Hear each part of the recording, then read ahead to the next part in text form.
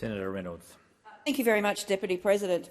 Well, here we are again, yet another Monday with this government showing a scandalous disregard not only for those in this place but also to all Australians. As Minister for the NDIS, the Labor Party and Senator Steele-John and the entire disability community asked for more transparency, and I delivered it. I delivered far more transparency than had ever been before. And, you know, it's not comfortable sometimes having all of that information out there, but it is incredibly important. So what has this government done? They've got rid of the monthly reports. They're not now releasing the actuarial data that is so important for those in the sector and in this place to actually understand where they have made those $74 billion of cuts. Somehow, magically, they're going to reduce scheme growth, which is now still going upwards and is now 15% per annum.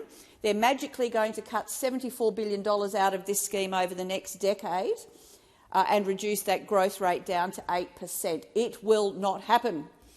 Now, sadly, despite the Albanese government having bipartisan support, and in fact multi-partisan support, to engage in the discussion that is required to save this scheme, because that is where it is at now. It is on an uncontrollable and unsustainable trajectory of growth.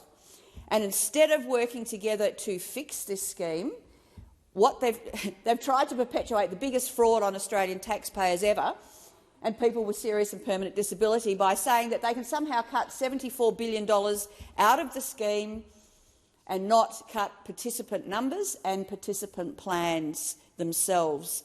It is a complete nonsense. And with this public interest immunity claim, there are two tests.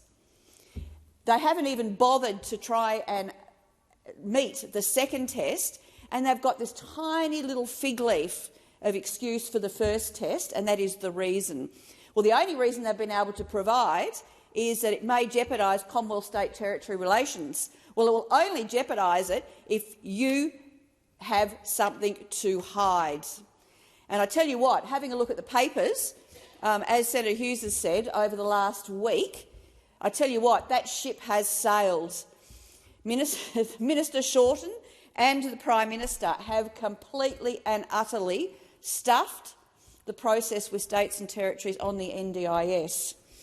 Now, over the last 18 months, they could and they should have been having productive discussions with all in this place, with the sector and with states and territories to fix the endemic structural issues that are putting this scheme on a pathway to failure. And nobody in this place wants to see that happen. But until those structural issues are fixed, the scheme will still continue to run out of financial control.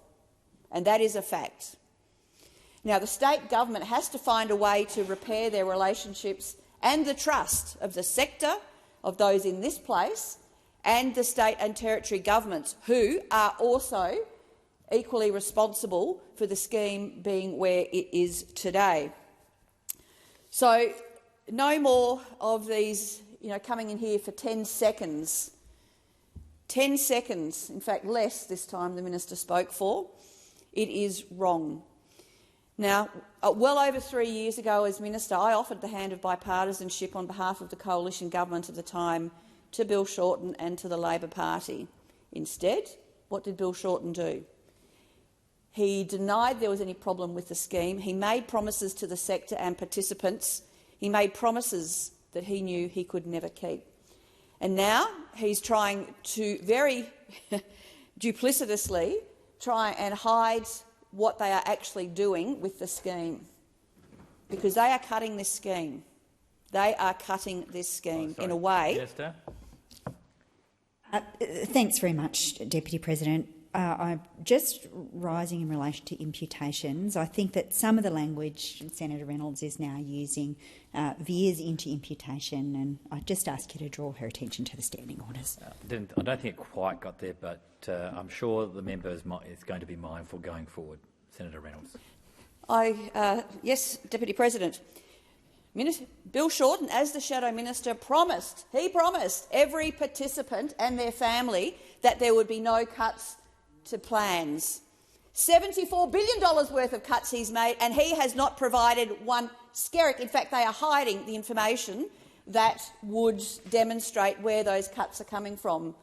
So this week, with the release of the report, finally, this government has to show some leadership, some honesty and transparency. We have time to save this scheme, but not the way this government has conducted itself over the past 18 months. We are still here to work with you.